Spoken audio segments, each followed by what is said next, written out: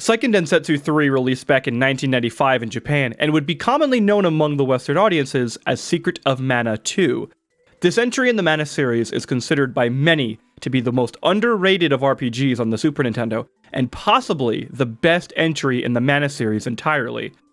It would take 24 years before it reached the Western Hemisphere officially, and a year later we received a complete remaster in its honor. So, was it worth it? Hello and welcome, I am Zabraxi, and we are going to be talking about the remake of Seiken Densetsu 3. Square Enix has finally released this game and called it Trials of Mana. I've heard a lot about it over the years. I've always wanted to play it, but just never happened to. So, I'm not going to be looking at this as a remake or a remaster. I'm going to look at Trials of Mana as its own thing, as its own unique experience, as a standalone game. A lot of people are going to be asking if it is a good remake or if it is a good remaster. I want to know, is it a good game? Without further ado, please, I give to you my review of Trials of Mana. Let's go ahead and rabbit hop right into it. Ugh.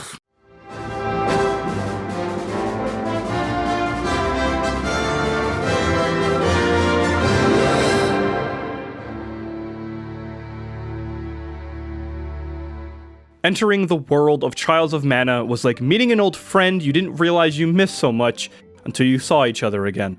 I've always been a casual fan of this series, but the demo for the game really drew me in immediately. The world I found myself in was one that presented itself as a goofy and funny ride with hints of a darker undertone woven in. Much of the overarching plot is rather straightforward, but like any good story, the real depth can come from within the individual characters themselves.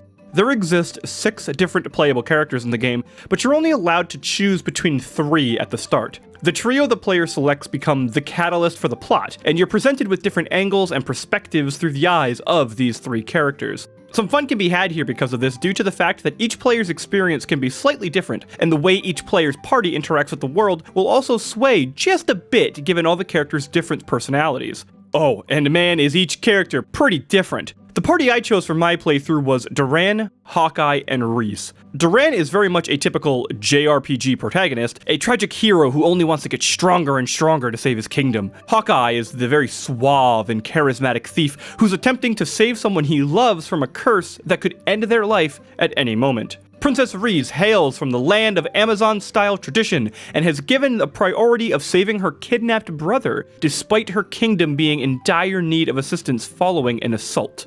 No two characters have remotely similar motivations or personalities, and this enhances the journey quite a bit.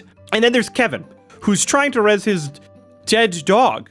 So yeah, you don't know who's gonna have some potential in this world. Of all the characters, though, I think that Angela actually has one of the most interesting plots. The tragedy she faces really shines a light on her unlikable personality. Unfortunately, I didn't choose her, and only heard about it from someone playing the game alongside me. Yet it's the fact that 2 people can play this same game and have very different perspectives on the narrative that is a massive praise for me.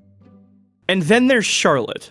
Charlotte is without a doubt the most unlikable character in the game. She's whiny, childish, talks in this forced cutesy style, and actually attempts to prevent the party's progression at one point if you didn't choose her, and seems to exist for no other reason than to be a filler 6th slot. All 6 of the characters will go through development, even if you don't choose to play them, as the remaining cast will still show up from time to time. Except Charlotte, whose character development is fundamentally 0. Unfortunately, there are also quite a few moments of the story that just kind of seem to happen out of nowhere. There's this moment where you have to get an item called the Minor Mallet, which does help you kind of shrink it down so you can go into this village of little people. This item just falls into the player's hands through no action of their own, and while the scenario could be seen as funny, it happens far too often to keep its charm across the whole plot. There are definitely elements of early to mid-90s JRPG storytelling here that unfortunately have to exist in order to keep this a faithful remake. I understand that necessity, and for the sake of game preservation, I'm happy about it, but it's still a flaw that is very evident. Something that would be rude of me to ignore would be the aesthetic of Trials of Mana. This series has always had a much more cutesy art direction, even back during its SNES roots, and this artistic choice really lands well. This game is constantly a joy to look at. The bright colors and silly enemy design just have this charm that melts your heart and helps the game never get boring to explore. which is good because you're going to explore a whole ton. It took me about 25 hours to complete my first playthrough, and while a relatively easy experience, every new environment and dungeon was a joy just to move through. There's nothing new or exciting here as far as biomes go, as most of the tropes you'd expect do make their appearances, but the unique art style helps breathe new life into these tropes. There's a section in the game where a character's soul actually gets ripped from their body and you have to navigate through a bunch of undead on a ghost ship. And while many of the rooms are filled with traps and baits, there's this lone zombie who's decided to open up an item shop and acts like a normal NPC. Normally, this would feel super out of place, and it still does a bit, but the fact that this zombie looks so doofy but also so excited that he finally has a customer, it genuinely made me laugh out loud. That's just one example, as there are many more moments than that other than the ghost ship that really stand out due to the aesthetic choice of Trials of Mana. Unfortunately though, not everything is well and dandy. What if I told you that this game, this clearly less graphically intensive game, still couldn't run at a solid 60 FPS? What if I told you that at times this game would genuinely dip to 30 FPS and hover there for quite a few combat scenarios? It's honestly jarring and seriously surprising that a game like this cannot keep a steady frame rate. Now, I played the Switch version of the game, but it was only ever docked the entire time, never handheld. I have heard that this game runs at a much more steady at 60 FPS on the PS4 Pro, but that's only the Pro. Evidently, the base PS4 also suffers from these frame rate problems just as severely as the Switch. The reason I bring this up is twofold. First, the game has a beautiful art style, but is nowhere near intense enough to not warrant a constant high frame rate, and I have a bit of a high expectation when it comes to FPS. Secondly though, the frame rate drop happens a ton, and it's beyond noticeable. Speaking of noticeable things, the soundtrack in this game is really, really good and has some incredibly catchy tunes. It's really nice to play a JRPG that has these very memorable melodies. Even while talking about this now, I have some of those tunes bouncing around in my mind. There's a decent range of songs that go from a little bit of fun to cheery to epic and grand, and even just decent background filler music. Yet, there are nowhere near enough different songs in this game. You will end up listening to so many of the same tracks that for the first time in a long while in gaming, I actually got sick and tired of some of the songs. While I was playing, I even out loud reacted at one point about how I didn't want to hear one of those songs yet again in a whole nother area. I'm pretty sure this is mostly tied to the fact that this game is a remake. Not just that, but the Secret of Mana remake was met with so much disdain that I feel the faithfulness to the original here was incredibly intentional, but probably a wrong move made too much in the right direction.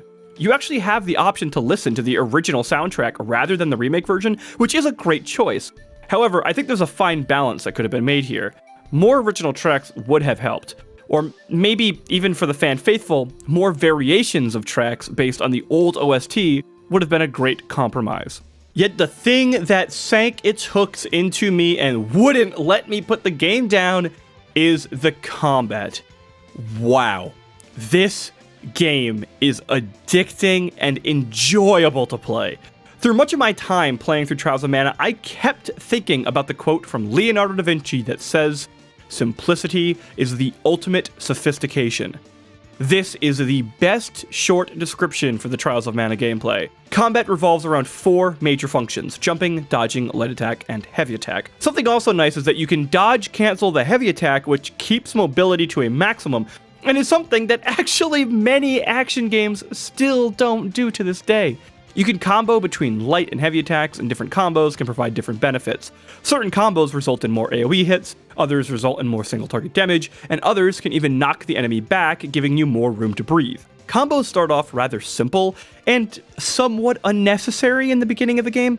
However, as more and more combos get unlocked, the power of the final strike in the combo becomes stronger and stronger. Later in the game, pulling off some 5 to 6 hit combo can yield more damage in the final hit than the entire set of strikes before it. Once enemies start to get more dangerous, executing combos becomes way more important and makes the game feel way more manageable. Finishing a combo can also stagger enemies, which can be used to break their armor or even interrupt super attacks.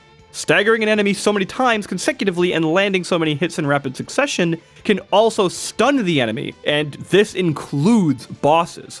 On top of normal weapon attacks, characters will also learn spells along the way as they promote to new classes. These spells have a massive variety of functions, and many of them serve multiple purposes. For example, a spell may do a certain type of elemental damage while also decreasing the enemy's attack power.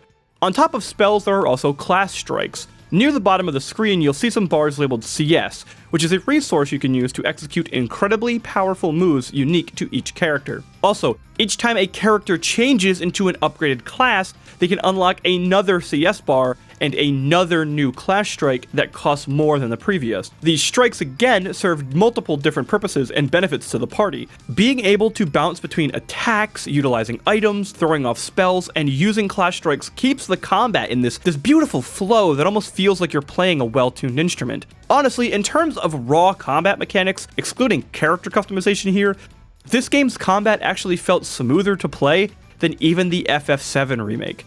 The real downside to the FF7 remake combat system is how ATB integrates with certain elements such as magic and item usage. In that game, you constantly feel like you're playing against the ATB resource, while in Trials of Mana, there is nothing to fight against, but instead only a constant flow of button presses that move as a flowing river. Then there's the classes. At certain intervals of the game, you'll be able to customize the characters further by upgrading them into new classes. These classes will not only further power each character, but also hone them down a unique path. The class system essentially branches out like a binary tree. Each step of the way, you have two new choices. Each being unique to that particular branch you're down depending on the previous choice. You may have Reese, for example, give up the power to support your allies, but instead pick a class that gives her the stronger ability to debuff enemies. It's a bit weird to go into the third set of classes though. You can only promote into class 3 by receiving a class-specific item. Normally, this is fine in most RPGs, but Trials does things a bit different.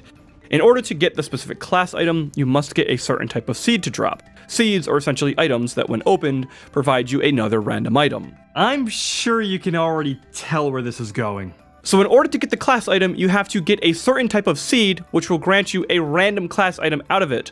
This means you may not be able to promote into your desired class until later, while you're stuck waiting for the current one to drop. Granted, by the last dungeon, you'll start to get these seeds like crazy, but it's such an odd decision to remove player choice at this point. For example, I couldn't promote Reese into the class that I wanted to in particular until almost the final area of the game because I couldn't get the right item to drop. This was about 4 to 5 hours behind Hawkeye and Duran. I can get the designers may have envisioned this to allow for players to play classes they might not normally try, but I really don't think the pros outweigh the cons in this system. Stat growths and abilities are also given in the player's control of Trials of Mana. When you level up, you get the opportunity to place points in a respective stat, and after so many points are placed into that attribute, the character can learn new passive abilities. You can only have so many abilities equipped at once, so this allows for some fun min-maxing similar to the materia system in Final Fantasy VII. Trials of Mana does something really cool though with these, called chain abilities. Let's say you level up Duran's stamina and some abilities to increase defense or whatever, but you also unlock a chain ability to increase HP. Normally, that character's ability would only be able to be equipped by them, but chain abilities allow any party member to equip that passive buff, irregardless of whether or not they have enough points in that respective stat. This allows for some huge plays where you can pull off things like Hawkeye training his luck to unlock the chain ability to prevent knockback, then equipping it to Duran with abilities equipped for more strength and charge attacks.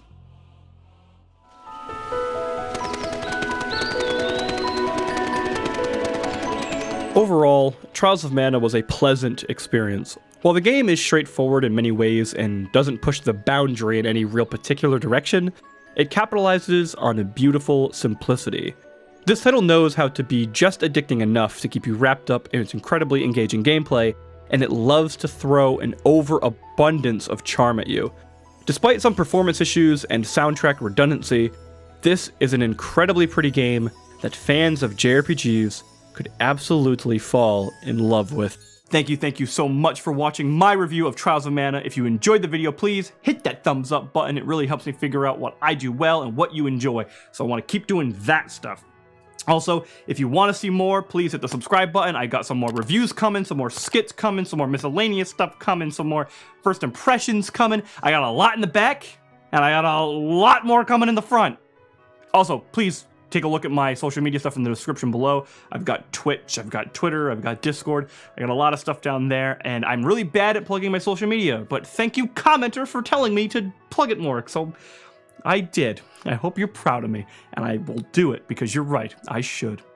But until next time, happy gaming, enjoy, and I'll see you all in the next video.